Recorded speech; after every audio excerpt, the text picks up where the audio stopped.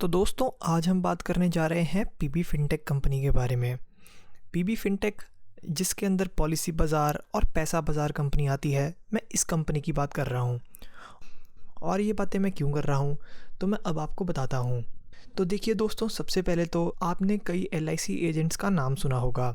ज़्यादातर लोग रिटायरमेंट के बाद या जॉब के साथ साथ LIC या किसी और कंपनी के एजेंट बने होते हैं जिसमें उन्हें पॉलिसी सेल करनी होती हैं। तो आप खुद सोचिए वो ऐसा क्यों करते हैं। अगर आपको नहीं पता तो मैं आपको बताता हूँ, क्योंकि इसमें इन्हें कमीशन काफ़ी ज़्यादा मिलती है। अगर LIC की बात करें तो इसमें 25 से 30% तक कमीशन मिलती है पहले साल में, और उसके बाद भी ये कमीशन रहती है बट कम होती जाती है। बट फिर भी जब तक मैच्योरिटी नहीं आती तब तक एटलीस्ट 5% कमीशन तो एजेंट को मिलती ही है। और यही रीज़न है कि काफ़ी सारे लोग LIC के एजेंट बनना चाहते हैं। तो ठीक है दोस्तों, इसका मतलब अगर आप एक कस्टमर को जोड़ो तो उसका बेनिफिट आपको आने वाले 5 से 10 साल में आराम से देखने को मिल सकता है। और अगर हम पीबी फिनटेक यानी कि पॉलिसी बाज़ार, जो कि एक पीबी फिनटेक की अंदर कंपनी है, वो रिप्लेस करना चाहती है इन एजेंट्स को, तो अगर आप पॉलिसी लेंगे पॉलिसी बाज़ार से तो कमीशन जाएगी उनको। और दोस्तों यकीन मानिए, कोविड के टाइम में जहाँ लॉकडाउन लगने की बातें हो रही हैं और किसी को इंश्योरेंस करवानी है तो वो नेट पे ही सर्च करेगा, और वहाँ पे सबसे ज़्यादा फेमस जो नाम है वो है पॉलिसी बाज़ार।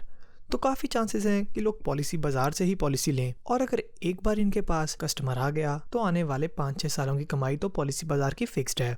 और तो और क्योंकि ये एक ऑनलाइन ब्रांड है जिसमें कि ये काफ़ी ज़्यादा लोगों तक रीच कर सकते हैं अपनी, तो पॉलिसी बाज़ार का फ्यूचर काफ़ी ज़्यादा ब्राइट है और इनके पास बहुत ज़्यादा कस्टमर्स आने वाले हैं आने वाले फ्यूचर में। ठीक है दोस्तों, तो अगर अब हम बात करें LIC की भी, तो LIC भी प्राइवेट होने जा रही है।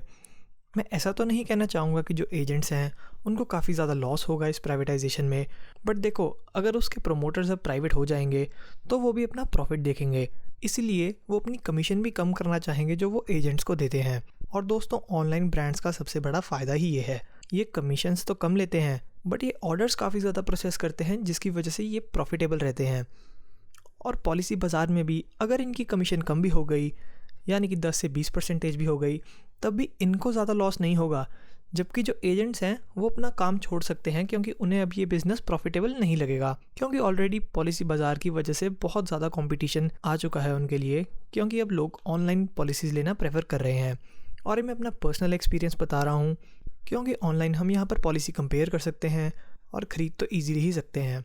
तो दोस्तों ये तो था इनका पहला बिजनेस वर्टिकल, यानी कि पॉलिसी सेलिंग का। और अब एक कंपनी है पैसा बाज़ार, जो भी पीबी फिनटेक के अंदर ही आती है। और इसकी ख़ास बात यह है कि अगर आप क्रेडिट कार्ड कभी इंटरनेट पर सर्च करोगे तो आपको पैसा बाज़ार ही ऑनलाइन दिखेगा। और अगर क्रेडिट कार्ड सेलिंग की कमीशन बोलूँ तो मेरे ख्याल से 500 से 1000 रुपये पर कार्ड कमीशन तो आराम से कंपनीज दे देती हैं। और मैं अगर क्रेडिट कार्ड की बात करूँ तो इंडिया में वैसे ही क्रेडिट कार्ड का पेनिट्रेशन काफ़ी लो है, जो कि आने वाले टाइम में राइज़ करेगा, क्योंकि अब आप देख ही रहे होंगे कि बाय नाउ पे लेटर जैसी स्कीम्स काफ़ी ज़्यादा फेमस हो रही हैं, तो लोग क्रेडिट कार्ड्स भी बनाना प्रेफर करेंगे। और क्रेडिट कार्ड के बिज़नेस में पैसा बाज़ार से आगे कोई कंपनी हो ही नहीं सकती, क्योंकि यार अगर आप खुद सर्च करोगे ना इंटरनेट पर कि कौन सा क्रेडिट कार्ड लेना चाहिए तो वहाँ पर भी आपको पैसा बाज़ार ही दिखेगा। और तो और ये सिर्फ क्रेडिट कार्ड ही नहीं, लोन्स भी काफ़ी सारे ऑफ़र करते हैं, जैसे कि पर्सनल लोन हो गया, बिज़नेस लोन हो गया, होम लोन हो गया, और तो और ट्रांसफ़र होम लोन भी। तो ऑलरेडी जो ये लोन्स का सिस्टम है और क्रेडिट का सिस्टम है ये काफ़ी बढ़ने वाला है, क्योंकि देखो बाहर की कंट्रीज़ में ना लोग लोन लेते हैं, लोग क्रेडिट कार्ड यूज़ करते हैं, जबकि इंडिया में जैसा मैंने आपको बताया कि क्रेडिट कार्ड का पेनिट्रेशन कम है। तो आने वाले टाइम में इस बिज़नेस में बहुत ज़्यादा अपॉर्चुनिटीज़ हैं, जिसकी वजह से पैसा बाज़ार को बहुत ज़्यादा प्रॉफिट हो सकता है।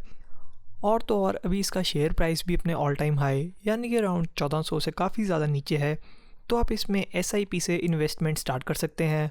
और मेरे ख्याल से पीबी फिनटेक का शेयर काफ़ी ज़्यादा राइज़ करने वाला है आने वाले फ्यूचर में। तो दोस्तों अगर आपको ये वीडियो अच्छी लगे या आपको ऐसा कंटेंट और चाहिए तो प्लीज़ मेरे चैनल को लाइक करें और सब्सक्राइब करें। Thank you.